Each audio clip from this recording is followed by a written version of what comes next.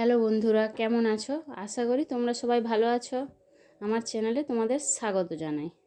আজকে আমি কিভাবে কুমড়ো ফুলের বড়া বানানো হয় তার পদ্ধতি তোমাদের সঙ্গে শেয়ার করব।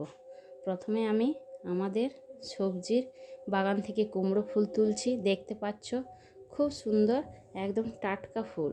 সকাল করে ফুলগুলো তুলে এনেছি, না হলে রোদ উঠলেই ফুলগুলো ঝিমিয়ে যায়। এবার ফুলগুলি একটি একটি করে বেছে নিচ্ছি। ফুলের বোটার অংশগুলো ফেলে দিয়ে ভালো করে ফুলগুলোকে জলে ধুয়ে নেব। তারপর পরিমাণ মতন বেসন, স্বাদ মতন লবণ, পেঁয়াজ বাটা, জিরে বাটা, হলুদ গুঁড়ো, লঙ্কা গুঁড়ো দিয়ে দিলাম। এবার জল দিয়ে খুব ভালো করে মাখিয়ে নিলাম। ফুলগুলোকেও বেসনের সঙ্গে ভালো করে মাখিয়ে নেব।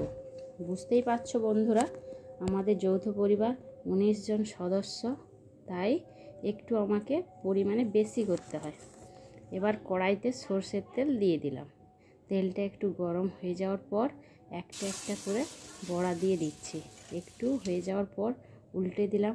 দেখো বন্ধুরা, কি সুন্দর কালার এসেছে, দারুণ গন্ধ পাচ্ছি।